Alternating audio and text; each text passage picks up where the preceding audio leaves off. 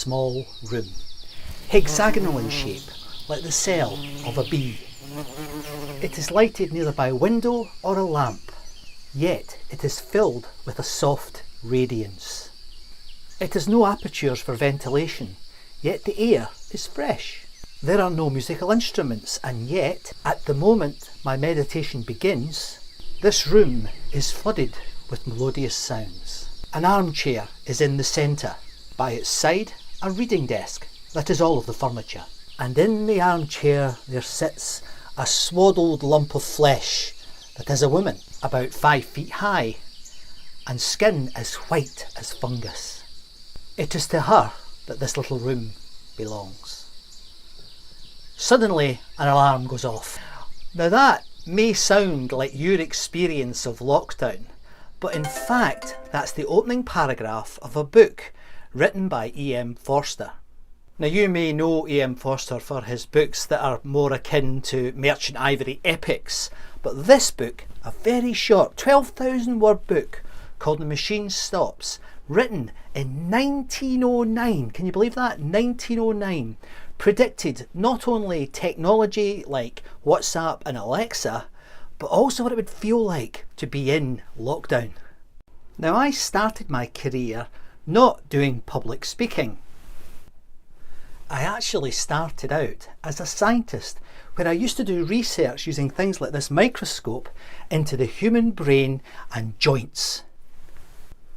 But it wasn't long until I moved out of human remains into human resources, and I spent the next 10 years working as an HR professional. So in this talk about the attention economy, I'm going to draw from my experience both as a scientist and as a consultant to try and give you a feel of what the attention economy is, what it's about, why it's happening, and what we can do about it. Now, one of the first things any young biologist gets to understand is time. Let me help. Human beings are, if you look at the research and you look at the findings, we can be traced back about between 4 and 5 million years. And at that point is when the apes went one direction and we went in the other, and we are now what we are. Now the interesting thing there is we were 50,000 generations as wildlife. In other words, our brains were developing for 50,000 generations while we ran around naked fighting off saber-toothed tigers. It's only been in the last 500 generations,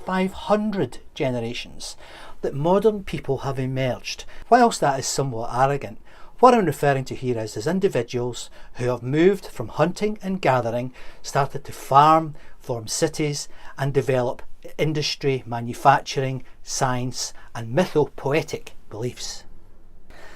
That means that our human brain, all 3 pounds of mainly fat and water, is just the same as it was when we spent those 50,000 generations as wildlife.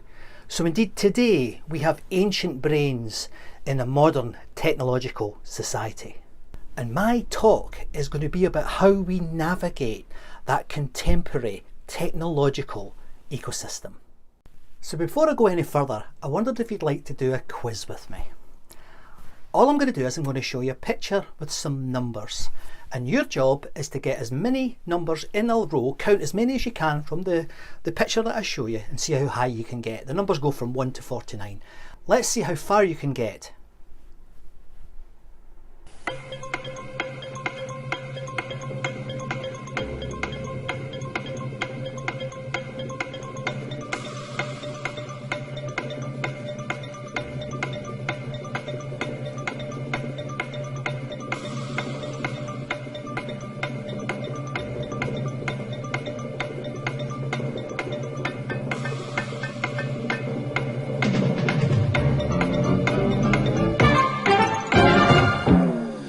Now, where did you get to? Please put your answer in the comments and we'll have a look. Usually people get to between 8 and 15, but I won't tell anyone if you didn't do that well. Now I'm going to give you a second chance. I'm going to do something very subtle to that picture, and let's see how high you can get now.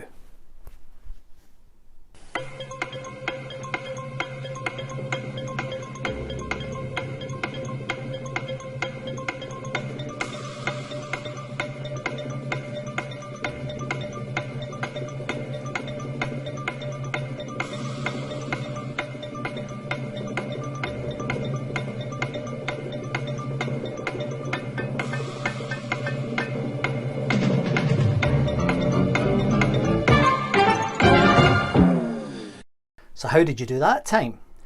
I bet you got a lot higher than 12 or 15. This is what's called reframing. And I want in this talk to help you reframe how you think about technology and how you think about how the technical firms are manipulating our attention and our brains to try and influence us to stay on their tech, buy their products. You may have heard something in the media recently that you think you know about. You may even know about it. Sorry if I'm making any assumptions, but often when I mention this to people, they don't know this, so forgive me. You will have heard people saying that technology is developing at an exponential rate. Now, back in my science days, this was something we understood because I used to do some studies with genetics, and we had to understand how quickly microbial populations grew, and they grew at exponential rates depending on what environment you had them in. Now, there are three things in the contemporary world that I think are critically growing at exponential or even faster than exponential rate. There's nanotechnology, which is things getting smaller and smaller and smaller to the point that they can make little engines that can go into your body and they sniff out cancers and kill them. Then there's biotechnology, which is largely responsible for the incredible success rate of laboratories around the world in finding vaccines for the COVID virus. Then thirdly, the one that's most appropriate for us today is to do with technology advancements, and in particular artificial intelligence. Let me explain. If standing here in my studio, if I took 30 steps from where I'm standing just now, you would end up here in my rather windy garden in the Cotswolds. Now, if I was to take 30 exponential steps, I wouldn't end up in my garden. I would end up taking enough steps to go round the world. 20 times. And that's what we're up against. It is very difficult for the human brain to cope with that rate of growth. No wonder people are confused. No wonder there's a dilemma of our attention. Now, I'm a bit of a science fiction fan, and one of the great authors is Arthur C. Clarke. And one of his most famous quotes was, "Any sufficiently advanced technology is indistinguishable from magic." Now that is interesting because over the years, over the decades, over the centuries, magicians have played a key part in actually sniffing out things that are not quite as they seem. Starting with Houdini in the 19th century, where he spent the last 25 years of his life investigating ghosts and spiritualists and exposing them as frauds. That baton was handed to the great Charles Randi, who was known as an honest liar. And in fact, in the last 20 years, one of the most famous magicians in the world, Derren Brown, spends much of his time trying to expose things that are not quite true, trying to expose that magic, that technology that appears to be magic for what it really is, something that we've experienced before but we're not quite sure how to deal with it. Now, if you've been anything like me during the last 12 months, you will have spent a lot of time as that lump of flesh from E.M. Forster's opening line of The Machine Stops, binging on Netflix. And one of the most popular films during that period has been a film called The Social Dilemma. In this film, people from the technological industries give us a warning that in that industry, people are after our attention and that they will almost resort to anything to do it. Now that show starts with a quote from Sophocles, which says, "Nothing vast that enters the life of mortals enters without a curse. Nothing vast enters the life of mortals without a curse." I'm not sure I believe that, but I'd like you to think about it, and I'd like us to discuss what we could do about it and see who it is that's paying for your attention. Let me go back to Hollywood and to storytelling to take this to the next level. One of my favourite films is The Minority Report starring Tom Cruise. In that film, they made many predictions that have come true, including the movable screens that you can now see in some laboratories. Here's Tom here. That wasn't Tom Cruise. That was what was called a deep fake. I'm going to show you some magic. Just a year ago, you may have seen the movie The Irishman on one of your internet binges. And in that film, they've got Robert De Niro starring, and Robert goes back in time. The story goes back in time. They make him look younger. Now, it's not a bad film, I quite enjoyed it, but it's pretty obvious that they've used CGI, computer-generated images, to take it back to make him look younger. That was only 18 months ago, and it cost millions of dollars to make it with some of the best technical brains in the world.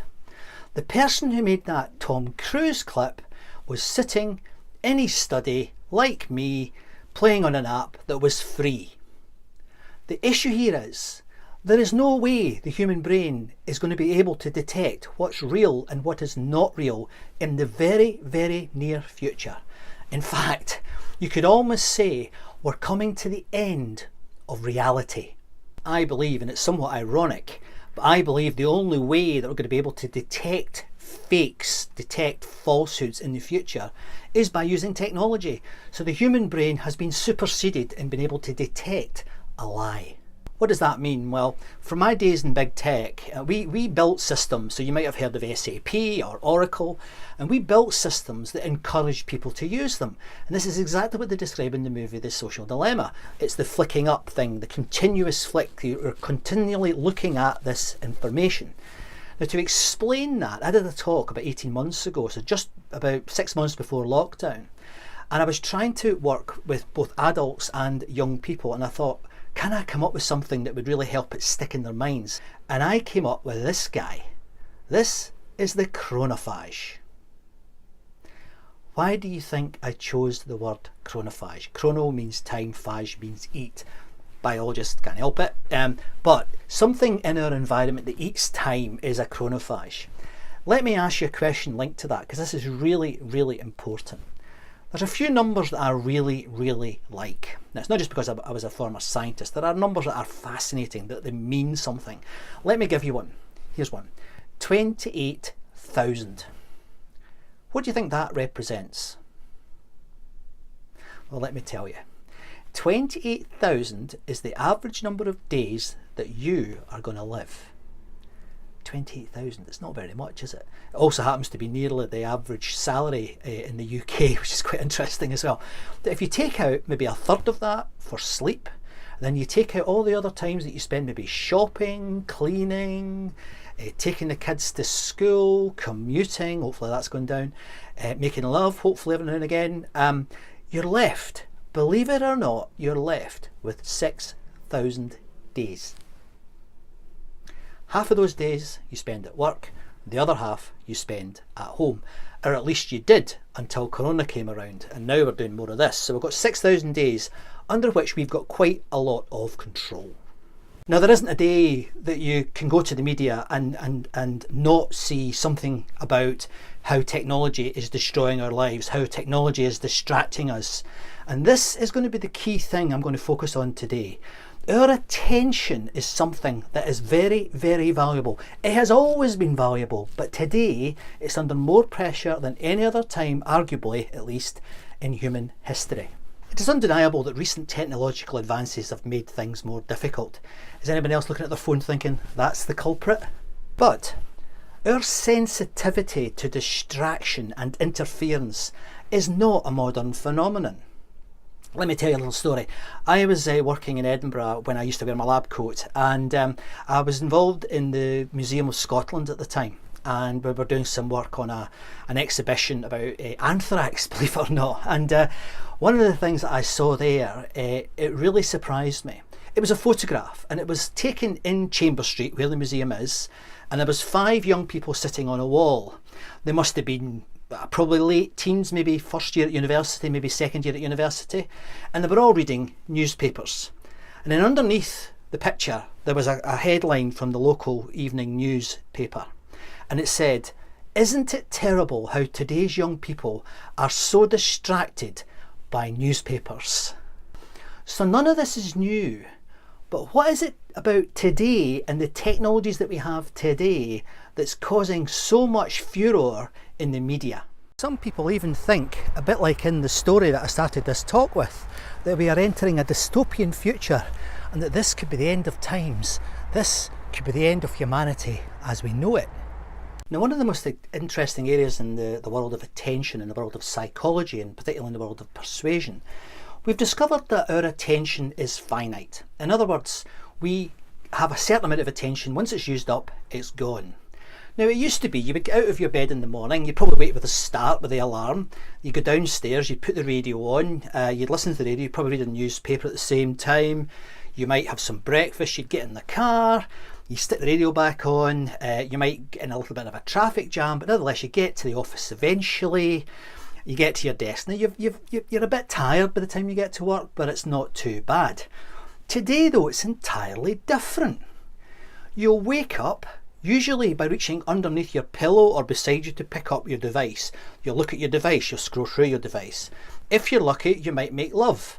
Now, really scarily, up to 15% of people have admitted that they have looked at their phone when they're making love.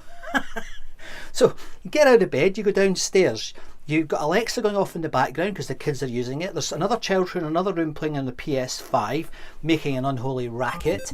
You've got the radio on, but at the same time, you've got the television on. They're flicking through all the chat. You get where I'm going here, don't you? You get into the car, there's the sat-nav beeping at you, telling you that John's just passed you beside you using his same app as you're using. You get into the office, you plug into the machine to tell you what desk you can use that day. There isn't a desk, you get all frustrated.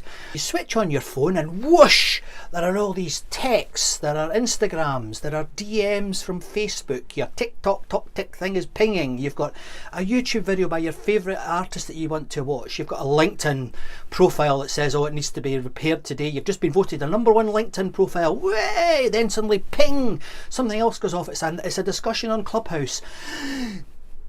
And then what makes it worse is you've just found out that HR have bought a system that monitors all your keystrokes and sends a report to your boss every night to say how much work you've been doing. And then the boss asks you to do a report. And you're sitting there with all these different things happening at the same time. Is it any wonder that a lot of us are suffering from attention fatigue? This chronophage has got to be dealt with. But there's good news.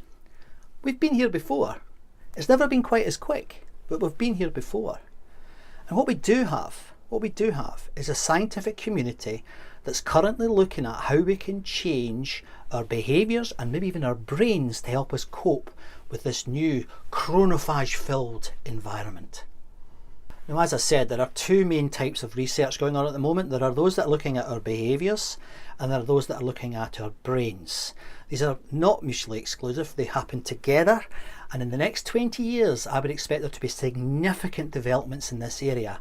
We are at the very, very early stages though at understanding this, and that's what concerns me about a lot of these things you might read in the newspapers and you might see in some of the journals. A lot of this stuff is very, very complex, and I'll tell you, when I was working in science, I remember the most difficult part of science, rather when you're doing your undergraduate degree, when you're studying your degree, the most complex part in biology is called cell biology. Now, cell biology is all about, as it says, the cells in your body.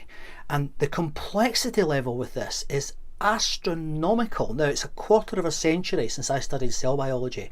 And the book that I had is this thick. These days, it is this thick. The cell is absolutely extraordinarily complex. Let me help you with that. Every single cell in your body is as complex as a city. Every single cell, and you have trillions of them, are as complex as a city. So when you look at the human brain, which is about 3 pounds of these cells, we've got a lot to learn. We're at the early stages. It's going to be incredible over the next 100 years where we get to with this research. But as I said, there are two different areas where the scientists are working. There is changing our brains and changing our behaviours. Let's have a think about changing our brains. Now, of all the things that we have investigated in the last 100 years into the human brain, there is one thing that tends to be the thing that defines what makes us human, and that is our ability to set goals.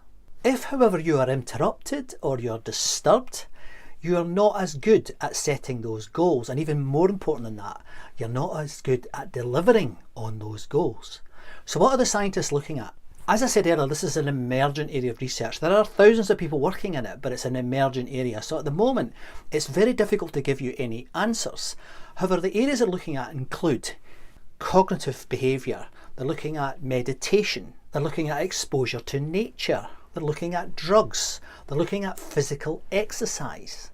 They're looking at brain stimulation, and they're looking at brain games. Most of that research is focused on our brain's ability to change. Your brain's always changing. We didn't know that 30 years ago, but now we know that everyone's brain is capable of change, and that is called plasticity. Our goal-setting ability rather sets us apart from other animals in the animal kingdom, who tend just to respond to the environment that they're in.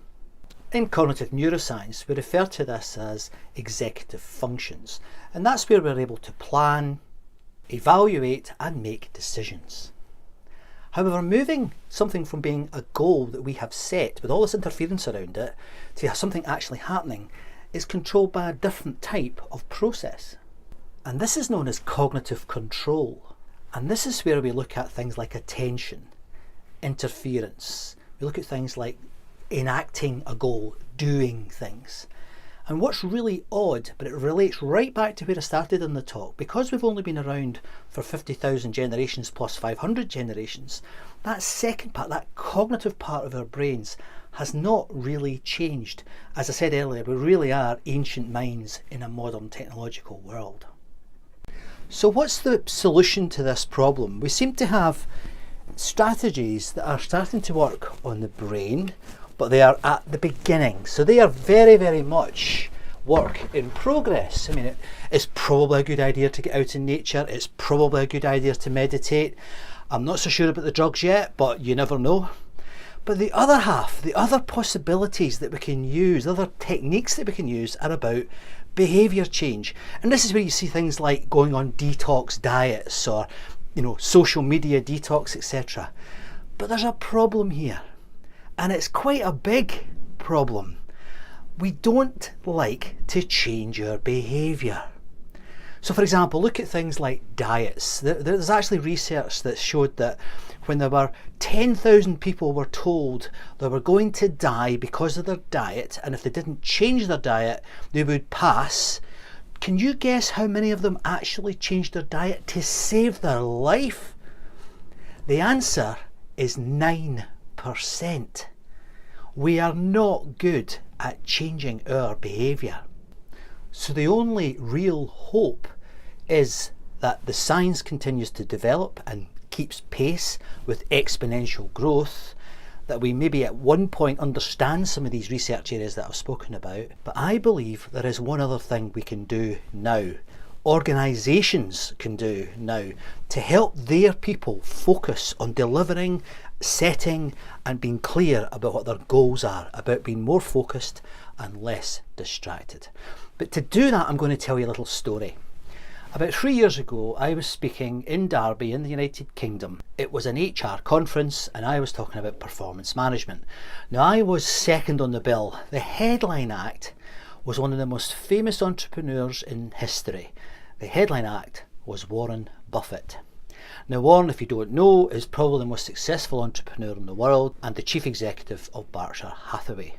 Now, Warren's speech was fine. He must have been in his early 80s when I shared the stage with him, and I hope I can be doing what he was doing when I'm in my early 80s. He was fine. But then there was a Q&A session, and I think there was about 5 of us on the stage. Now, it won't surprise you, most of the questions went to Warren, and one of the delegates asked a question that I believe really starts to get underneath what companies and individuals can do to try and change the way we deal with our wandering and attention under attack from these weapons of mass distraction that are social media. She asked this question. She said, "Mr. Buffett." Actually, I think she said Mr. Buffet. I don't think it is Mr. Buffet. I think that's food. But she called him Mr. Buffet, and he did say yes. I don't know. Anyway, she said, "Mr. Buffett, could you tell us what's the biggest problem in business today?" He stood up, had his glasses on his nose like this, and he went, "The answer to that question is fairly straightforward." Now, you'll notice I'm not doing an American accent. I can't do accents. Well, I can do Scottish, but I can't do any other accents. He said, "The answer to that is fairly straightforward. It is this. It is people checking people checking people." Now, I heard it at the time and I thought, that's interesting. Bearing in mind, at that point in my career, I was working in the big consulting world, and my main focus was working with people in HR and in shared services environments, and we often were encouraging them to buy products that would help them measure what was going on in the organisation. Now, I started to think about this, And over the next couple of years, I started to, it was quite difficult because it was moving away from a principle of mine, because as you know, my career started as a scientist, and I'm very keen on evidence, and I find it very difficult to talk about anything if I don't understand where the ideas have come from. Now, things can be, you know, like you can have realistic fiction, and that's fine. I know that's not true, but you can still learn from it. But at work, I used to think it was all about evidence-based, and I still think it's very important. However, there's something about this thing that I have started to understand better, that I think COVID has helped us bring it into really sharp focus. I believe there is a toxin in our organisations that is not helping our distracted minds. That toxin is key performance indicators, KPIs. We have fetishised data. We have gone too far. And I think many organisations are so focused on the numbers that they forget the human beings. So my hope, as a consequence of the way we are living in lockdown, is that we perhaps reframe how we measure things at work. Now, I thought about this and I thought, well, could we talk about return on humanity? Well, yeah, I think we could, but I don't think that's clear enough. So what I've decided to do is to take an idea from the world of technology, won't surprise you, and I think it's something that I'd like to leave you with, to make you think about how you might be able to change the environment that you live in, and your people, if you're running a business, live in, that could actually encourage them to be much more focused, to have less of this distraction. And to do that, I'm going to give you a KPI. But this is a different type of KPI. I call this KPI the golden KPI, the golden KPI. And that golden KPI is time well spent. Time well spent. Do you remember earlier I told you how many days the average person lives for? 28,000 days. And we took it all down, all the things we do in life, and we're left with 6,000 days. One of the things that's become really clear to me during the COVID pandemic and the subsequent lockdowns is how important our time is. Imagine how that could operate in your organisation. If a meeting's not of any value, you leave the meeting. If you're not enjoying your job, you change your job. If you're looking to improve yourself and it's been too difficult, you need to undertake some personal development that helps you. I think time well spent is something that could transform our lives and our organisations whilst we wait for the scientists studying the human brain and working out how to change our behaviours catch up. So I hope you found my little talk interesting. But there's one final thing I just want to highlight that I think we need to think more about. You may have noticed that I've told quite a few stories. I think stories are a bit like the secret chord on the guitar. Stories are the secret leadership competence that virtually no MBA programme and virtually no leadership development programme includes. There's a thing about stories that's really, really special. I think stories can act as an empathy engine. Stories can act as an empathy engine. And if we tell more of our stories, if you can be an archaeologist of your own life, people can understand you better. They can understand what you want and what you need and what you love and what you cherish better. Whether that's you personally or it's you and your organisation, people understand you, therefore they're more likely to come towards you. Now, like any other engine, stories need maintenance, they need oil, they need serviced, and of course they need a driver. And I hope you go from this session thinking, how can I tell my stories to encourage people not to be so distracted by social media and by technology? How can we improve the environment until the science catches up? And with that, it's probably time for this machine to stop.